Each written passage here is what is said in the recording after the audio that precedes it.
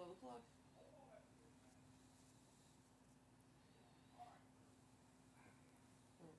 Yep. 5, 4. Good afternoon and welcome to our daily COVID-19 update for the town of Plymouth. This is number 35 as we close out the month of April. We began in March. I'm Steve Triffletti, your Plymouth Town Moderator, and we're here each day, Monday through Friday at noon for this update. You can know that it's a current broadcast if you look up in the top right-hand corner where it's date stamped. This forum is being brought to you live by PAC TV on Comcast channels 13 and 15 and Verizon channels 43 and 47. You can also watch this on PAC TV's streaming channel by going to pactv.org/live. For questions during today's forum, please email plymouthinfo@pactv.org. These forums can be replayed at pactv.org/Plymouth. Today's participants will be joining Selectman Chair Kenneth Tavares and State Representative Matthew Muratore, and they include Dr. Phillip Triffletti. He is an attending primary care physician at Beth Israel Deaconess. We'll also be joined by Victoria Butler. She's the program coordinator for Plymouth County Outreach. Also John Rogers, who is the program manager for Plymouth County Outreach, and Stephen Cole, the executive director for the Plymouth Regional Economic Development Foundation. Each day we begin with an opening message from the chair of the Board of Selectmen. Welcome, Ken Tavares. Good afternoon, Steve, and thank you to be here once again. It is a pleasure. The Board of Selectmen is working on a number of issues as I speak, gathering information for some very important decisions that we will be filling everyone in on in the next few days. Back to you, Steve. Thank you, and that's Kenneth Tavares, Chair of the Plymouth Board of Selectmen. When we first started these updates, we made sure that we included a business component each day, and we've done that with both the Chamber and the Plymouth Regional Economic Development Foundation. We've also now realized that over the past couple of months that we need a health component each day, and we will have that. We have 5 people who have volunteered to participate, one each day in the week, and on Thursdays we'll be joined by Dr. Phillip Triffletti. He's a primary care physician, Beth Israel Deaconess. Welcome, Phil. You need to unmute, and then we'll be able to hear you. It's Dr. Phillip Triffletti. Okay, am I on now? You are. Welcome. Thank you, Steve. Thanks again for having me so I can give my weekly update on what's going on with the COVID-19 infection issues, what we're learning about therapies, the public health implications. So I'll get right into my summary. So the first thing, just to go over the symptoms again, about 90% of people will probably have a fever that get infected. So it's, probably not 100%, but most will have a fever. Cough will be present maybe in up to 60%. They've been talking more in the media about patients who are asymptomatic, and probably the most appropriate way to think of that is there are some people who may never develop any symptoms at all. That's probably the best people to be calling asymptomatic, and that could be up to 6% or so of people who get infected. And then there's also people who are pre-symptomatic, means that in those first 2 to 3 days before they develop symptoms, they may still be contagious, some of them, but they'll develop symptoms later on.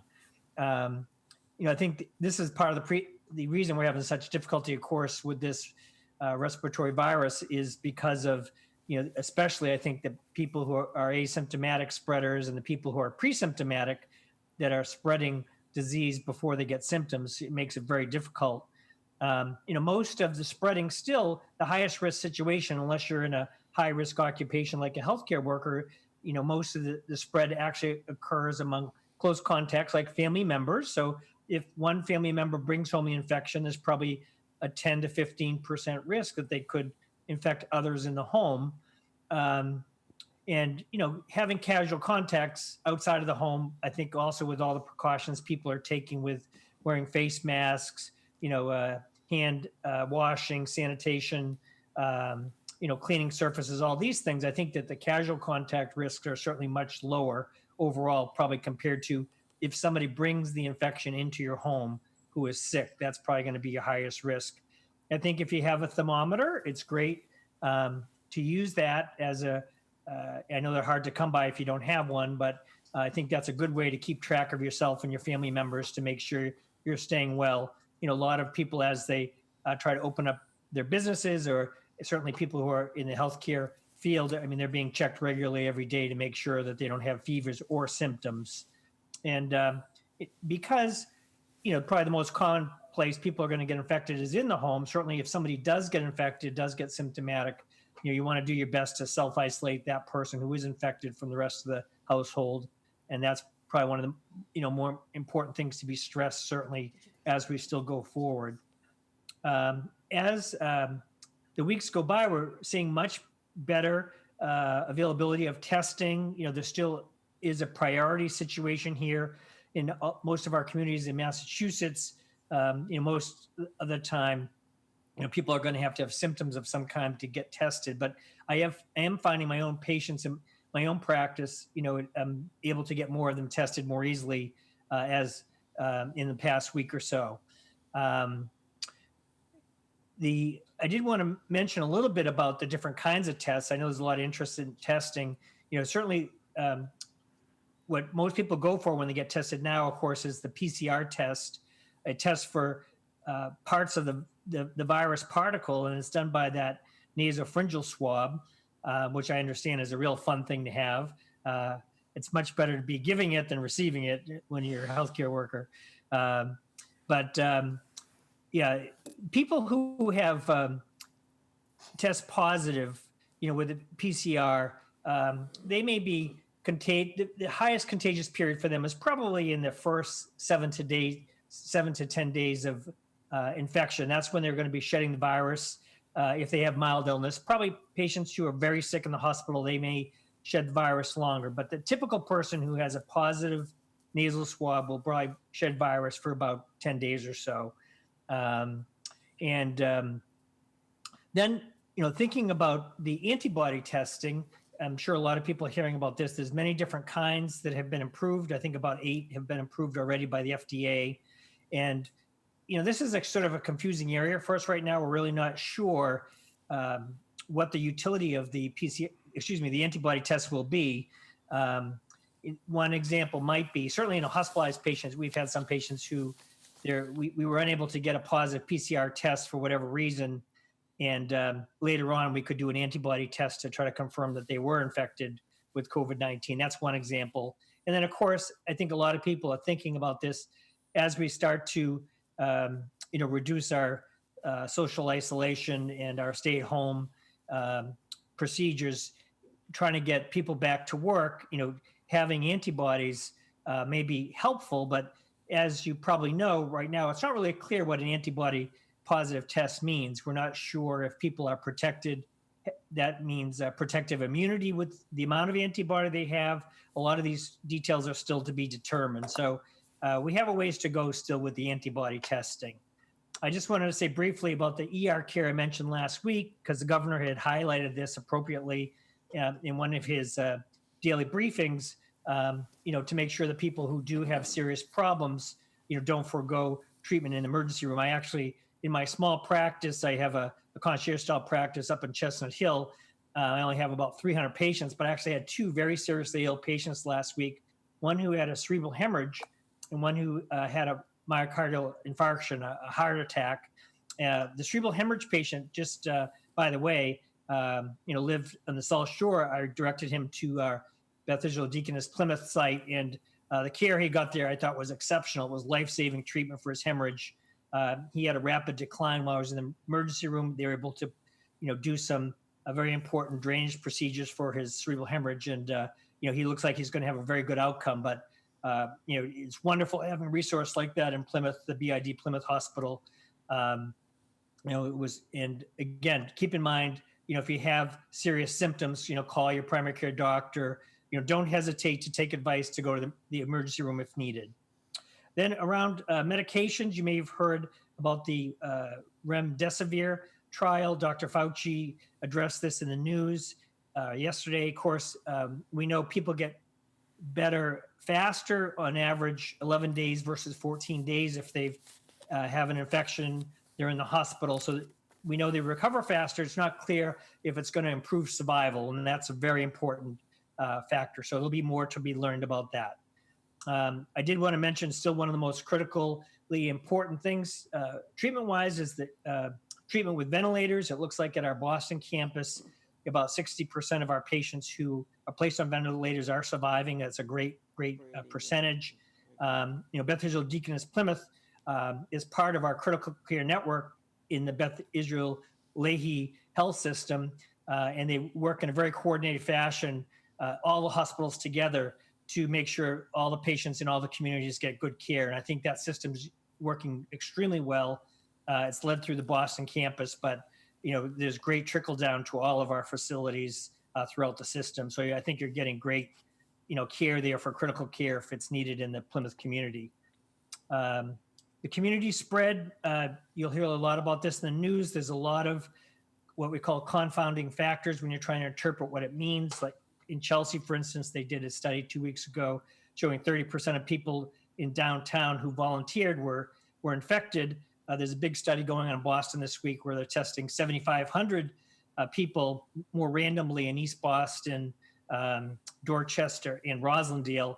And I think that's going to give us a much better idea of how much community spread has actually occurred already. How long will the epidemic last? I think it's hard to say.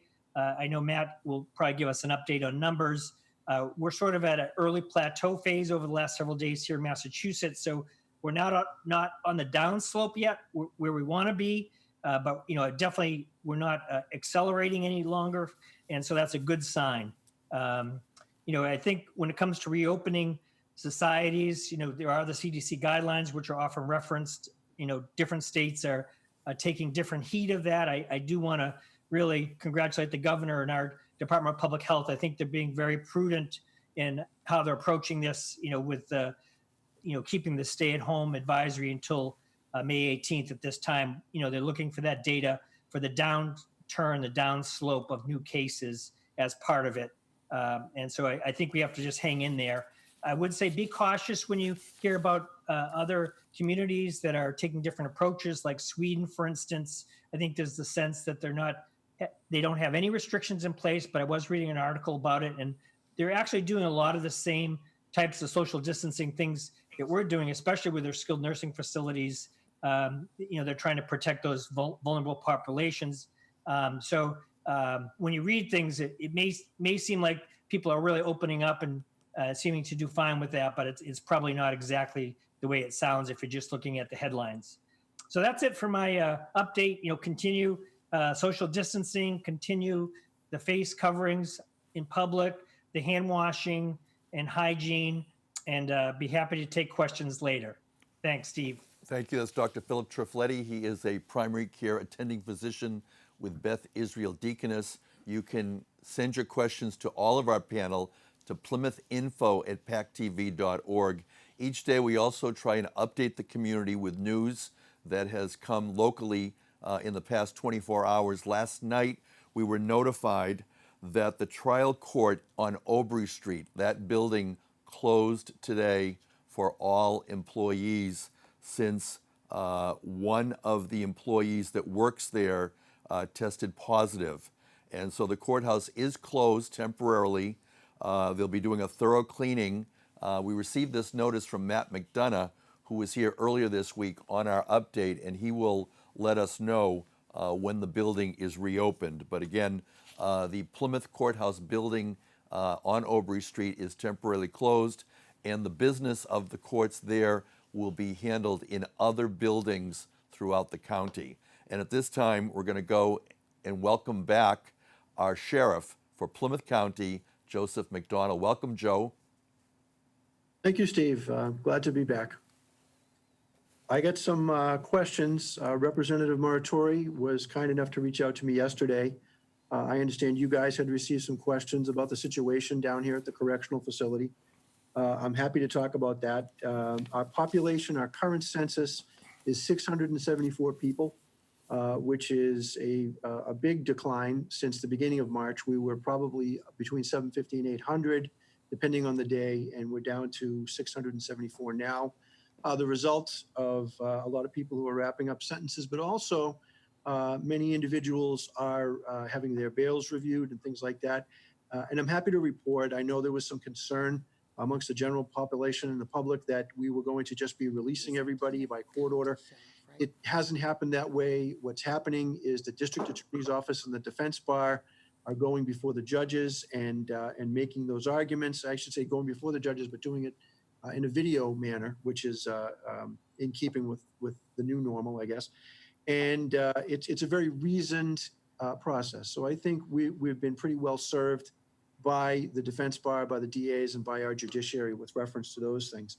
I do know that there was a question that Representative Muratore had sent my way yesterday with reference to numbers of individuals who had tested positive for the COVID virus within the correctional facility. That number has changed from yesterday to today. Yesterday, I was happy to report to Representative Muratore that we didn't have any inmates that had tested positive. We had one, you may recall, staff person who weeks at the very beginning of this had tested positive and recovered. But since that time, our conversation, we've had another employee, a correctional officer, who is tested positive. He is recovering at home. We're glad to say that he's doing well. So that's a good thing. We also had one in our first inmate who did test positive. We got that news very early this morning. This is an individual that was arrested in the city of Brockton last Friday, came to us last Friday. The good news is that we, with the new policies that we're implementing, that individual was kept in a quarantine type situation within the correctional facility, so did not necessarily have access to large numbers of people over here. And the nice thing over here, the convenient thing for us to do that contact tracing that you're hearing so much about, is everything here is video surveilled. So we're able to see who that person had contact with, for what length of time and at what distance. So we are going to be taking those individuals, putting them into quarantine and doing testing as necessary. I do know that there's a lot of questions with reference to how many individuals are being tested here at the correctional facility. I will say this, the correctional facility here, and I think most other places, we are following CDC guidelines and DPH guidelines and testing individuals who do present as symptomatic. We so far have tested 36 individuals, 22 staff persons, and 14 inmates. Of those 22 staff people tested, 2 have tested positive. As I said, 1 had recovered. 1 is a recent positive, so that person is home recovering. And 1 inmate positive, which we found out about early this morning. So things are going well. I think it's better than I had anticipated and hoped, and I think that's due in very, very large measure to the great work that our staff is doing down here, disinfecting, cleaning, segregating those individuals as they're coming in, keeping them into quarantine until we know that they are healthy. We had said way back at the beginning of this whole process that we knew that the COVID virus wouldn't come from within the jail, it would come from outside. So it is not a surprise to us that this individual had tested positive. We had planned for it, and our policies and procedures that we've put into place seem to be working pretty well. So I think under the circumstances, we are doing very well, and it's good to know that inmate that is with us will be receiving top quality medical care. We do have a medical unit here, and we are in very close proximity to the BID Plymouth should, God forbid, the need arise. So I think here at the correctional facility, things are going very well. I do know also one thing that I will add, Representative Muratore was indicating that some folks were questioning how can they find this information short of tuning in and watching us here on the PAC TV. I did find out, I know that as a result of that Supreme Judicial Court case several weeks ago, that we are, and not just us here in Plymouth, but all correctional facilities and the Department of Corrections, we are doing a daily census report with all this relevant information, how many tests, how many positives. That's being sent through the special master appointed by the Supreme Judicial Court. And that information is being updated on the website at mass.gov of the Supreme Judicial Court. And they're updating that every Tuesday. We are submitting individual daily reports The court and the special master are reviewing those, and they are updating their website list every Tuesday. So you'll get from the Tuesday all the way back to the previous week, Wednesday. So things are going well, knock on wood. We prefer no infections, but I think that's unrealistic, but we're handling things well. The staff is doing great. And I want to give a special shout out to all of our staff people down here. They are doing a phenomenal job in the face of what has been a really big challenge. So I'm happy to take any questions that people have. Josef McDonald is the Plymouth County Sheriff. You can email questions to plymouthinfo@pactv.org. And at this time, we're delighted to welcome Victoria Butler. She is the Program Coordinator for Plymouth County Outreach. Welcome, Victoria. Victoria, can you hear us? Yeah, can you hear me? Sorry, I was trying to unmute. Yeah, no, we can hear you. Go ahead. Welcome. I'll just give a quick overview of Plymouth County Outreach for those that aren't familiar.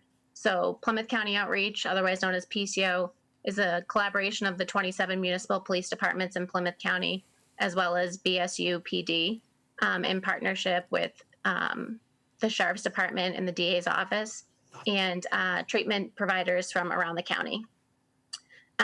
So typically we go out after an overdose occurs and we offer treatment, resources, Narcan to the person who overdosed, and also resources and support for the family members. With COVID-19, we are unable to conduct visits in person. So we've been conducting visits over the phone when a phone number is available. So our recovery coaches, people with lived experience, are still able to provide people with access to treatment.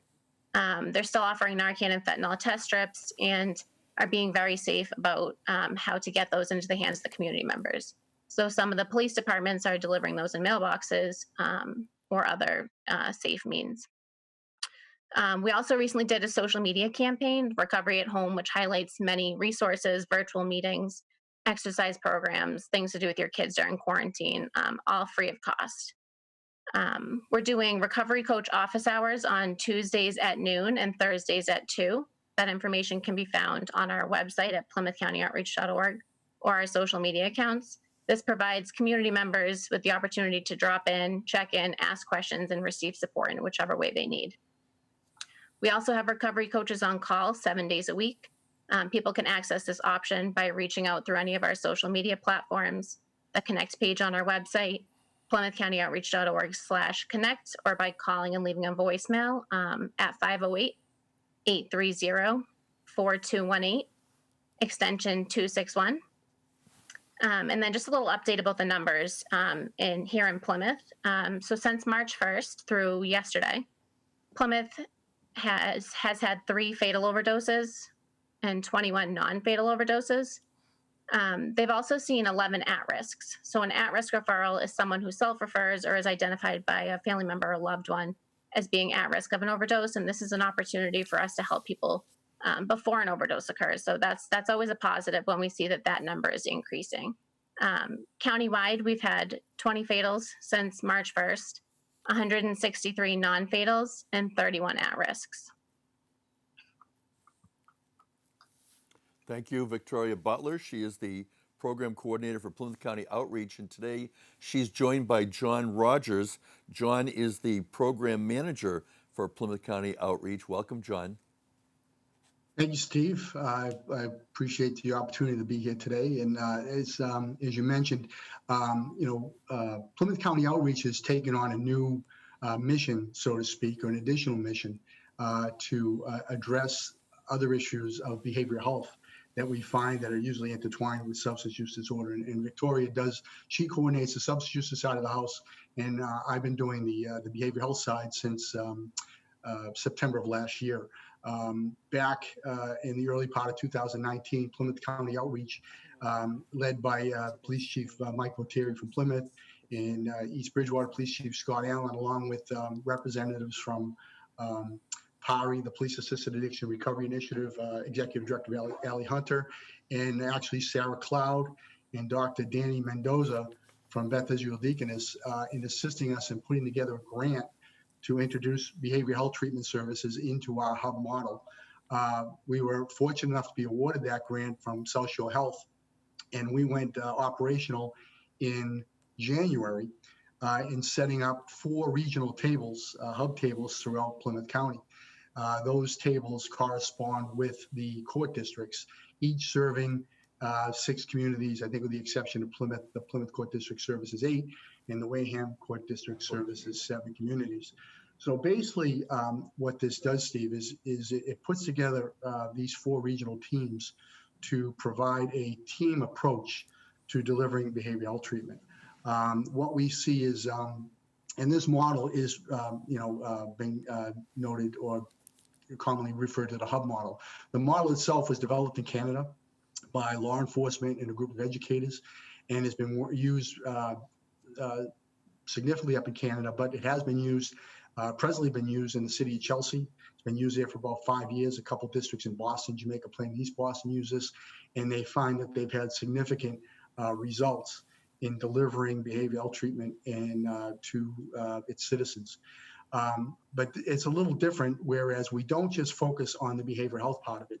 Along with the behavioral health symptoms, whether it be a bipolar situation, PTSD, or the other myriad of type of behavioral health symptoms that people live with these days, we also address a myriad of behavioral health factors, or risk factors that go with it, or social determinants. And those go from anywhere from alcohol abuse, basic needs, cognitive impairment, criminal victimization, or maybe they're involved in criminality of some sort, domestic violence, elder abuse, emotional abuse within the home, perhaps there's basic needs where they don't have enough food, they don't have shelter, and things of that nature. So basically what we do is we put together a team to not only deal with the behavioral health symptoms, but all the other risk factors that are involved with it. These groups of region tables, we do meet weekly. Prior to the onset of the COVID-19 pandemic, we met regionally at locations throughout the county. We meet at police departments. Plymouth hosted the Plymouth region table. The Middleborough Police Department hosted the Wareham region. The Whitman PD hosted the Brockton region, with the Hanover PD hosting the Hingham region. And we do meet weekly, and what we do basically is we're trying to identify people that suffer from acutely elevated risk. And what that means is, is based on this individual's mental health needs, based with their other social determinants. Is this person at harm? And usually, basically, the way it works is within the table, we determine if there's consent. Sometimes we have consent, sometimes we don't. It might be from the individual, it might be from a family member, or it might be implied consent, just based on the fact that these people are accepting services from our teams. And what we do is we make a referral at the table. It could come from our law enforcement partners, it could come from some of our resource partners. And I'd like to mention that we are working with about 50 resource partners that either deliver behavioral health or substance use disorder treatment, or other community-related services that we need to import into our hub model. But once we determine, we ask firstly if there's harm. Is this person in harm's way based on what the referral is? And this is done this is confidentially submitted, and they are identified only by a situation number, not necessarily by name or anything of that nature. Once we give the referral, again, we determine is there harm. And once there's a consensus at the table that harm is detected, we ask, is there a predictability that the harm will continue? So once we have consensus of that, the determination made, are we crossing several service sectors, which generally we are. Generally we are, excuse me. And then at this point we ask, as a consensus of the group at the table, are we at acutely elevated risk? And once we make that determination, our next step is to put together a team to determine, or to come up with a strategic intervention to be able to identify the risk factors and be able to treat and deal with all the risk factors these people are dealing with. Because quite frankly, any mental health worker, can deal with the mental health issue of their client, but once they leave their office and they go home and they're exposed to another myriad of other risk factors, that health provider is unable to deal with that. So basically what we can do now is we can deal with all the needs of an individual, and hopefully, give them a better they can live active in good lifestyles. And we've been very successful. Since we started operating our tables in January, we've had more than 50 referrals, and we've been able to connect about 60% of them with services or to either minimize the risk or eliminate the risk factors involved. In some cases, we've had referrals that don't actually meet the elevated risk, the acute elevated risk, but we've been able to provide them services in a different manner based on the resources that we have. This was a great program for Plymouth County Outreach to enter into because we already had that collaboration of resources. Again, all 6 of our regional hospitals that service Plymouth County participate in this. We do have, again, over 50 resource partners that provide substance use disorder treatment, behavioral health treatment, and other community resources. And we're also assisted by every 20, as Vicki said, 27 law enforcement partners, along with Bridgewater State University. Sheriff McDonald staff is involved in some of our tables, as well as District Attorney Cruz has staff members at our tables as well. So we're well represented throughout the county. We're providing a needed resource, especially at this time. Although we've had a drop off in referrals, we expect that we'll probably have an uptick once some of the social restrictions are lifted and people are out and about a little bit more on a regular basis or whatever the norm will be. So we're hoping that, we're going to be able to continue to provide resources to people as they come up and assist them in leading, fruitful and productive lives. And I would be happy to take any questions that come up as a result of this. So thank you, Steve. Thank you. John Rogers is the Hub Program Manager for Plymouth County Outreach. We're now going to move to our daily business component, and we welcome Stephen Cole. He's the Executive Director, Plymouth Regional Economic Development Foundation. Welcome, Steve. Thanks, Steve. Glad to be back. Must be Thursday if I'm here, right? It's a slow news day in economics, as folks can imagine, but I was studying some of the economic output reports that were recently released by the U.S. Commerce Department. Some of the stats I want to share with the viewers, but before I inundate folks with fun numbers, I wanted to make folks aware about a program that's being sponsored by the town's Community Development Office. Lee Hartman and Peggy Whalen are using CDBG funds to assist Plymouth businesses with grants and low-interest loans at this time.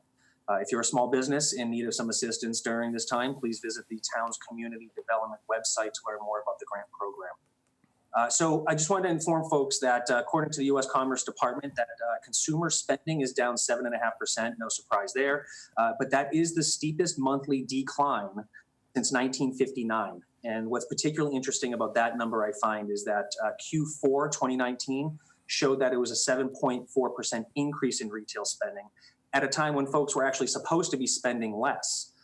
Last time I was here, I talked about the unemployment filings by industry. Manufacturing and construction were showing some pretty strong resiliency, especially in the Commonwealth. Was on the phone yesterday with Mass Development, Jay Patikas for Mass Development, and I'm encouraged to learn that construction projects throughout our county and on Barnstable County are proceeding strongly. Manufacturing is also proceeding strongly. Some folks that are able to pivot and manufacture some PPE equipment, including ventilators. Was talking to my own brother last night, who has no interest in this type of a business or industry. He works for a metal fabrication company. He is now actually making ventilators also. So there's a handful of manufacturing companies that are keeping folks employed just by pivoting a little bit from what they normally do.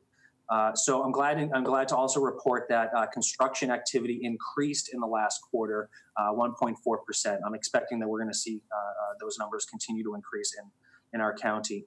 One stat that I'm following, and I'll be glad to report back on, is the increase in professional, scientific, and technical services. This is an industry that saw a nominal increase last quarter, but prior to that, we saw a 6% increase in Q3 last year. So huge increase, slight decrease. I'm expecting that we're going to see another big increase in that in the coming quarter reports. I do want to talk about incomes, only because incomes fell nationwide by about 2% in March 2020. That's this year. Just 1 month prior, in February 2020, personal income nationwide was actually up 0.6%. In Massachusetts, we were showing personal income actually from 2018 into 2019 had increased about 4.5%. Plymouth County was doing exceedingly well, and I do believe that we still are going to do exceedingly well. we were looking at a 6.3% increase in personal income over that same period. Similarly, though, excuse me, we just got numbers from the Department of Labor, reported by the Boston Globe earlier today, that unemployment filings in Massachusetts have gone up, as the state rep, Matt Muratore, and I have been kind of projecting they would. We have gone a little closer to the 24% or the 25% that we were projecting early on. My sense, though, is that as the rebound and the recovery occurs, you'll start to see some jobs start to come back. I want to just quickly talk too about Massachusetts GDP output. Before the COVID shutdown occurred, we were actually incredibly strong throughout New England. We were looking at almost a 4.5% increase in our GDP output year over year. I mention these things, Steve, because one of the things I really want folks to take home with themselves in listening to these presentations is that we were in a strong position in Massachusetts and in our county prior to this nonsense. We are going to be in a very strong position following this nonsense. Now, I want to remind folks that in November 2019, just a few months ago, hard to believe that was just a few months ago, but when the governor announced 42 small businesses in the Commonwealth will receive state funding to assist with increasing their international business profile. Mass Office of International Trade and Investment has a program called STEP, State Trade Expansion Program. This particular program is a grant-funded initiative that enables mass businesses to engage in targeted high-impact activities that increase their export sales. Why that's important? Well, I mean, America is obviously seeing some indicators of what could end up being a recession. Right now, they're just contractions. But there are other foreign markets, especially in certain sectors, that are actually still open to us. Massachusetts has those relationships. Not a lot of states do.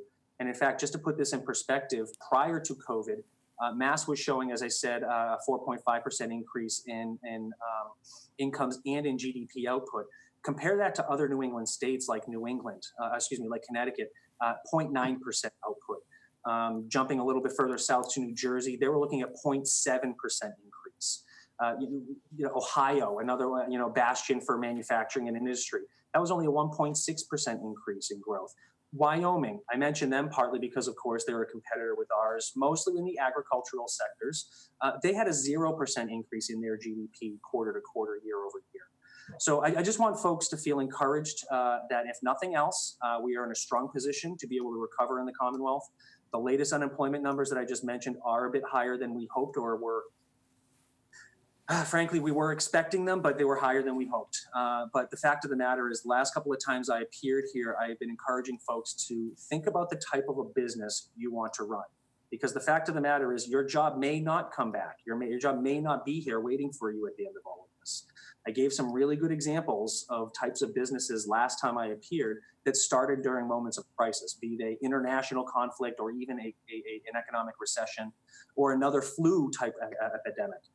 Anytime you fire up Netflix, I want you to remember they started out as a small company too once upon a time. So with that said, I just want folks at home to start thinking about a business plan.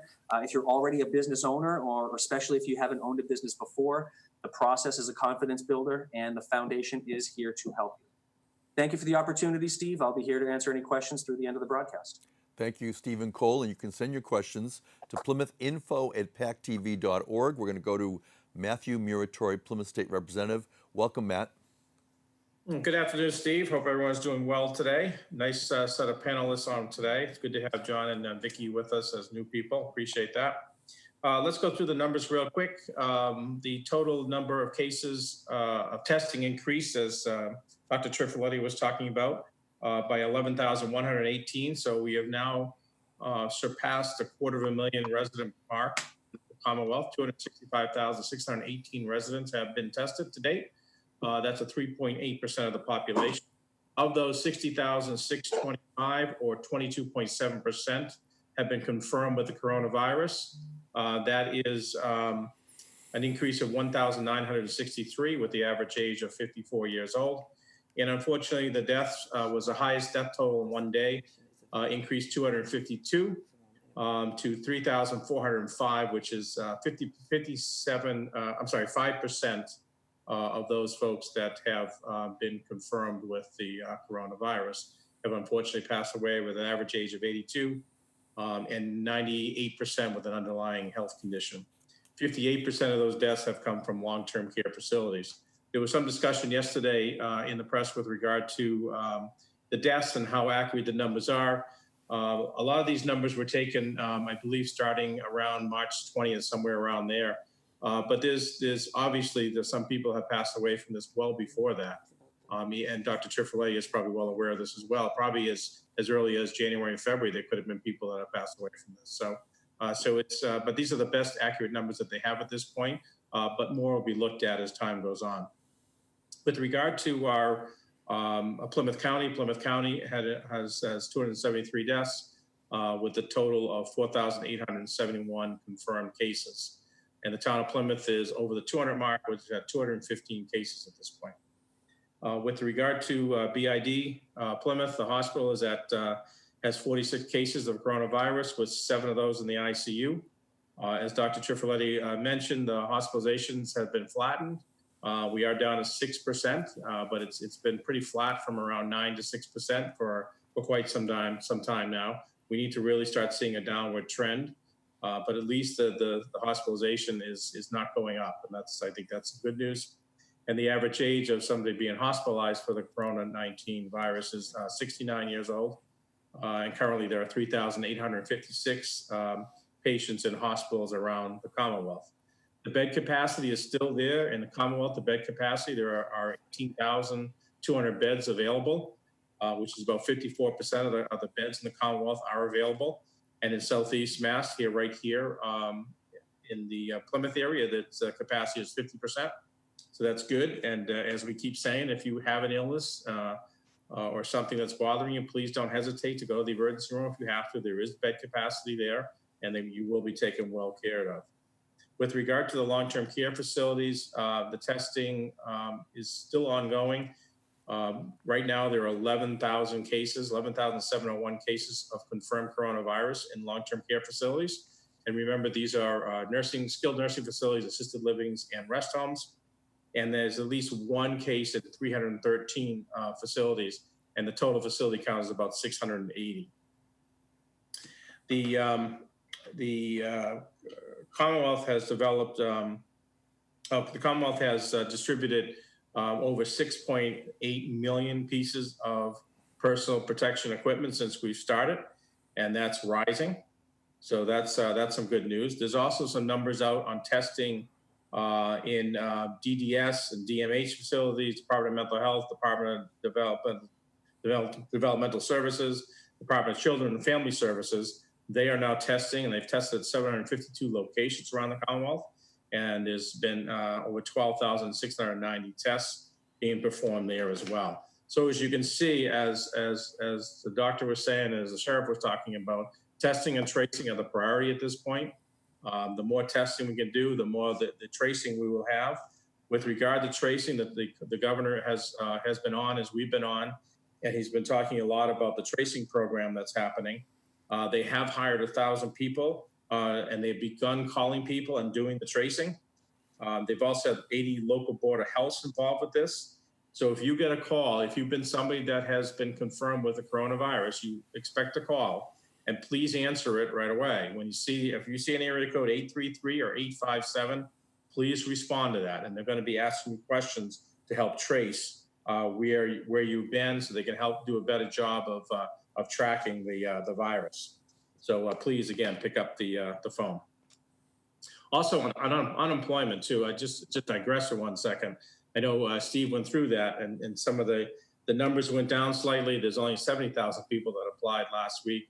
There's over 200,000 people that who are self-employed and 1099 employees that have filed as well. The more definite numbers will come out later this afternoon. But overall, in the U.S., there's 30 million people that filed for unemployment in the last 4 weeks. But with regard to unemployment, there's a lot of backlog in unemployment because there's so many people in the Commonwealth that are on unemployment. There's 725,000 people on unemployment, and well over 500,000 are getting more than 1 week at a time check. Some people file a week, they can get back to work. Others, it's still ongoing. And there's 1,200 people that work for unemployment. So you can imagine the backlog of calls. They're days behind on calls. But if you get a call, you need to answer your phone. I know people don't like answering their phone, and they'll say, let it go to voicemail. Well, if you let it go to voicemail and you're on unemployment and you're waiting for a call for unemployment, you go back to the bottom of the list again. So we're encouraging people to please answer your phone if you get a call. Particularly it's a 617 area code you'll be getting it from. Answer the phone and be sure it's unemployment. With regard to the census, the federal government has designated May 1st to May 3rd of this, so starting tomorrow through the weekend, has been designated as a 2020 Census Digital Action Weekend.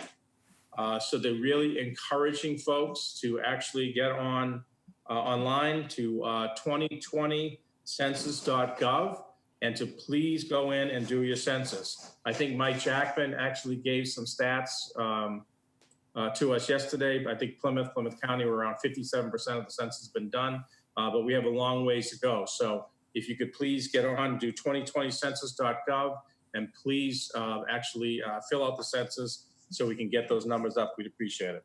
And that is the update for today, Steve. Thank you, Matthew Muratore, Plymouth State Representative. Your questions for our panel to PlymouthInfo@pactv.org. And as we gather our questions, we're looking to tomorrow's lineup. Joining Ken, Matt, and me will be Dr. Mark Wilson. Again, he is from the University of Michigan School of Public Health, Department of Epidemiology.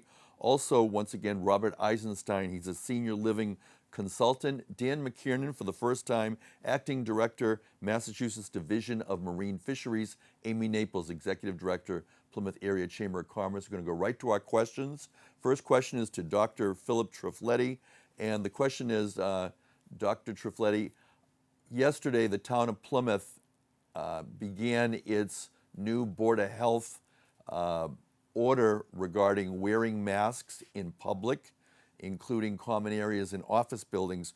Earlier this week, the vice president visited Mayo Clinic, and the doctors and a patient giving plasma were all wearing masks. He said he did not need to wear a mask since he had not tested positive, and he had been tested. The question would be, is his explanation supported by scientific data or by the medical community insofar as when a community has determined that the public should be wearing masks?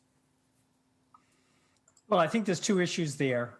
First issue would be sort of the leadership issue, and the second issue would be some of the practicality of whether it's necessary or not. I think on a leadership issue, obviously, he's in the national limelight. So I think it would have been, more prudent and better for him to be, demonstrating that he's trying to encourage people to do the proper things. If you're in the healthcare setting right now, because of the risks involved, we are trying to, have masks on all people in healthcare settings. So, I think from the leadership point of view, it would have been nice if he was, serving as a good role model. I think on the practical side, in the science part of it, it really depends on, what type of testing he had and when he had it. So if, for instance, he had the nasopharyngeal swab, what we call a PCR test, and if that test had been negative in the last 24 hours or so, then I would say, he's absolutely correct. He's not a risk to others around him or a risk to the patients. But if he hadn't been tested for, say, 7 days, then I would say, probably not prudent, because, then somebody could have been infected in the last 7 days since he was tested. He could have been infected and could be shedding virus unknowingly. So a lot of it really depends on when he was tested. But I think, again, as far as being a role model, he should wear a mask. Josef McDonald, Plymouth County Sheriff. Joe, you mentioned that you have someone in your House of Correction who tested positive. What about your communication with the other sheriffs throughout the Commonwealth? Are you in regular communication with them, and are you sharing information? Great question. Thank you for that. Yeah, the sheriffs up until last week were conference calling every day. All 14 of us would get together. We have cut that back to Monday, Wednesday, Friday calls, and then calls in between as needed. We also have our superintendents, our legal staff, they're having conference calls as well. So yeah, we have been in constant communication amongst all 14 of the sheriffs. sharing any policies that we are implementing and how those are working, and sharing the data that we're all already sharing with the Supreme Judicial Court and the Special Master. So we are in constant communication, and I'm very grateful for that to my fellow sheriffs. I've gotten some great ideas from them, and quite honestly, a lot of encouragement. You know, I think I had mentioned before, they had a mask making program out in Hampden County in the early days of the crisis, when masks were very few and far between. Hampden County was making those. The inmates actually were making them on behalf of all the sheriffs, and we were sending vehicles out to pick them up. And so it's been a very, very good system for us. You know, we're not doing the video stuff. I suppose that maybe down the road, but we are meeting in a conference call situation at least 3 times a week, and more times as necessary. Thank you, Josef McDonald, Plymouth County Sheriff. And for those of you watching, as you have been able to see over the past 35 updates, your local, county, state, and federal partners are working together on a regular basis in order to respond to the coronavirus. We're going to go to Victoria Butler, the program coordinator, Plymouth County Outreach. Victoria, earlier you mentioned statistics for overdoses in Plymouth and Plymouth County. A viewer asks, have the numbers increased since the coronavirus pandemic? And you also mentioned you're now doing phone rather than in-person consults with families of victims. Is that just as effective?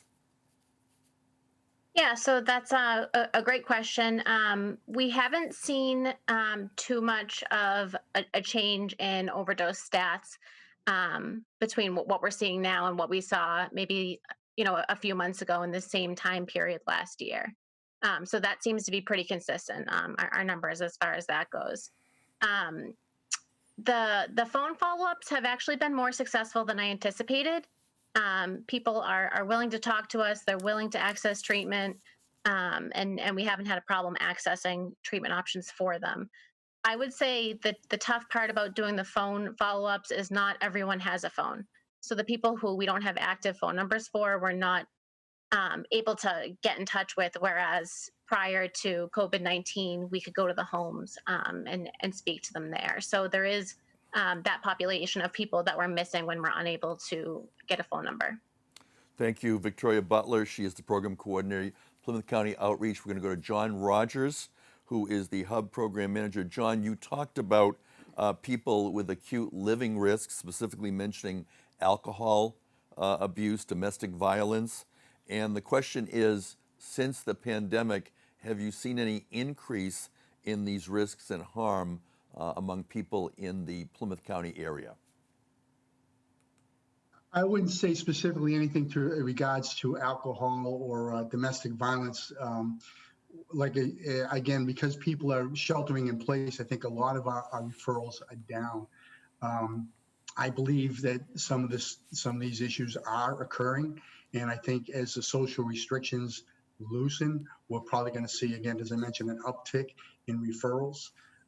We do continue to operate remotely, and but I'm certain that there are things out there that are going unreported, and I'm certain, again, once these social restrictions are lifted or loosened a little bit, we will see that uptick, and we'll hear more about those types of issues, Steve.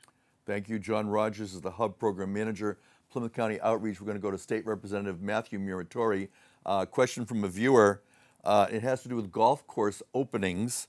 Viewer writes that Connecticut, Rhode Island, even New York on April 17th opened their courses.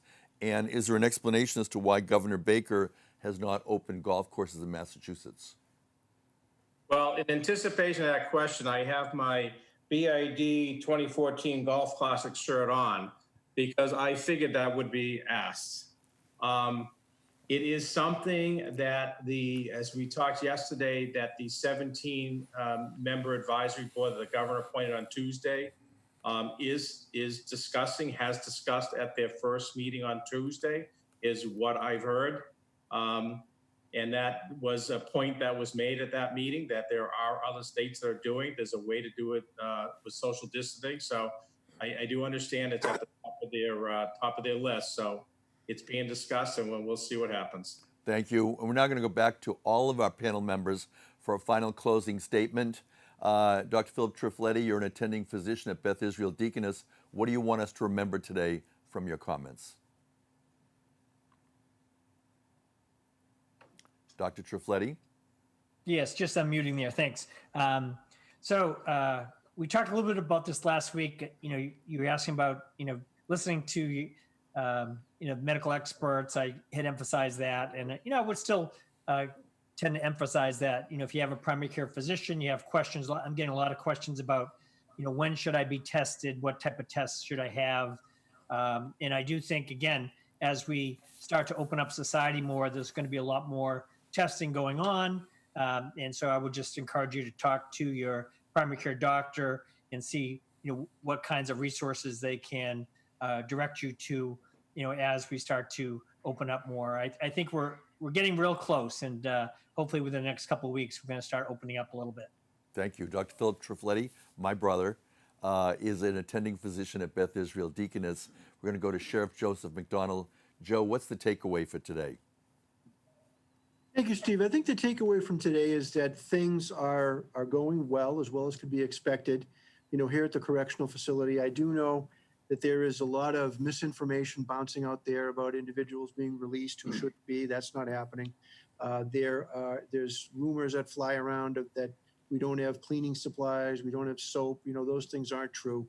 The good news, the good takeaway, although we had our first inmate case, the policies and procedures that we have put into place, and the other sheriffs are doing this as well, have really prevented a much bigger outbreak in this type of a setting up to this point in time. And I think that's going to continue. The good news is also our inmate population. We have a great medical staff here that are there to provide the care that these individuals need and may or may not get if they were on the outside. So I think I'm very proud of the work that our staff is doing down here. And I appreciate everything that they've done. And, thank you for giving me the opportunity to come and speak here. And if people have questions, certainly they can let you guys know, or you can let me know direct. And I'm happy to talk about anything going on here. Thank you, Sheriff Josef McDonald. We're going to go to Victoria Butler. Victoria, the Plymouth community is trying to respond to the coronavirus. What do you want us to remember about your program? I just really want to express to the community that there's still help available. PCO is still operational, and we have a team of people ready to assist. And not only do we have recovery coaches to assist those struggling with substance use disorder, but we also have a family support specialist on staff to assist loved ones with whatever resources they may need, and a peer grief support specialist to help families of those who have lost someone to a fatal overdose.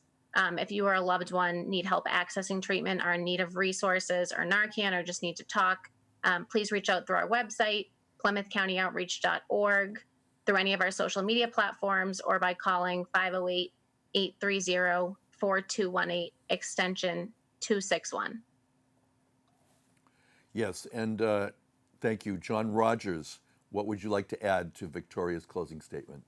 Well, again, the hub portion of our PCO program is still up and operational.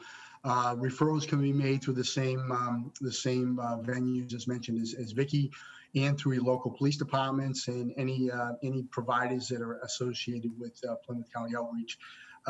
Like you said, and I've heard this on many of these series you're doing here, Steve, that we're kind of in unprecedented times. Even someone that is not diagnosed with some kind of behavioral health disorder, I think we're all a little anxious. We're all doing things that are different than what we're accustomed to. Specifically, our public safety people, our health providers.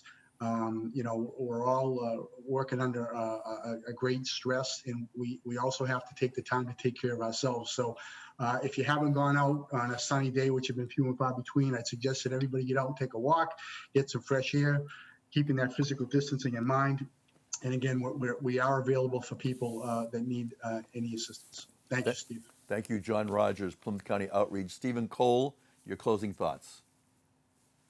Thank you, Steve. I think the theme for today would be managing expectations. The numbers are bleak, but they are within our expectations. And I think that it's important for folks to help manage their own expectations by staying informed. And I think that participating in this broadcast is the first step. And remember, if you find yourself on the side of the majority, it's time to pause and reflect. That's the Twain quote that I shared when I was on the broadcast on Tuesday. I want folks at home to reflect on the type of job they want to have in the aftermath of this COVID shutdown. And then I want them to think about how to create the business plan that creates that job. Thank you, Steve. Thank you. Matthew Muratore, Plymouth State Representative. What should we remember today? Yeah, Steve, just one more update from the governor speaking now that on the tracing, they have updated the information that if you get a call, it would actually say MA COVID. So that will also indicate an indication you need to answer that call. And right now, out of the 60,000 people that have been confirmed with the COVID-19, 5,000 have been called already. So they're really moving quite quickly on this tracing. So that will hopefully tie together with the May 18th projected slow opening of the economy again. So that's some good news. You know, John said it well. You know, we need to take care of ourselves. We need to stay calm. We need to continue the course that we're doing. I know I've received a number of calls and emails and texts over the last couple of days from folks that, you know, they're getting a little antsy. They want to get back out. They want to do things. They want to get the economy opening again. And I put my healthcare hat on. I say, yep, I hear you. We got to do it, but let's not push the envelope too far yet. We're almost at the finish line. As Dr. Triffletti said, you know, we're flattening the curve at this point, but we need to see it go down further. So I want to thank all our guests today, particularly John and Vicki, for what you're doing and have been doing for quite some time for the community and those that are addicted and have issues. You guys are doing some great work, so we appreciate that. Thank you, man. Has done a tremendous job, you know, in what he's been doing at that jail, on a quiet basis. He's doing this, and I'm glad he shared the numbers of the people that have been able to successfully go home and get out. And you know, he's doing all the right things there. So we really appreciate what the sheriff is actually doing. So, you know, as every day, as Steve Cole said, you know, let's just stay informed, stay calm, stay home.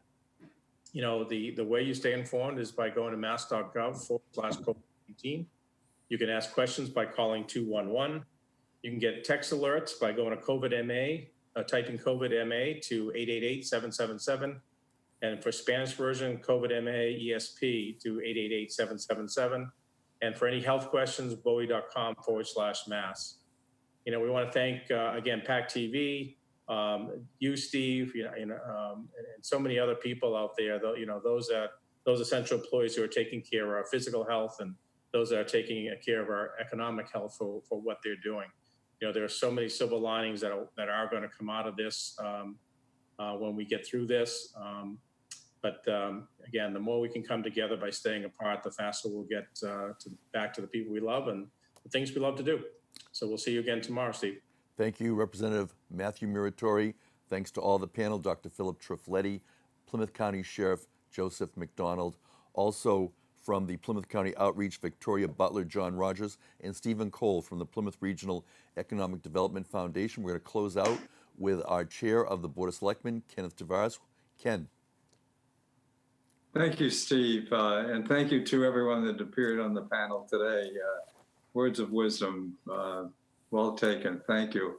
I'd like to just put a thank you to the many people that are involved in the background. We are all facing multiple issues and challenges on a daily basis. Just today alone, I've talked to people from members of the clergy, the arts, the business community, schools, and other local governments.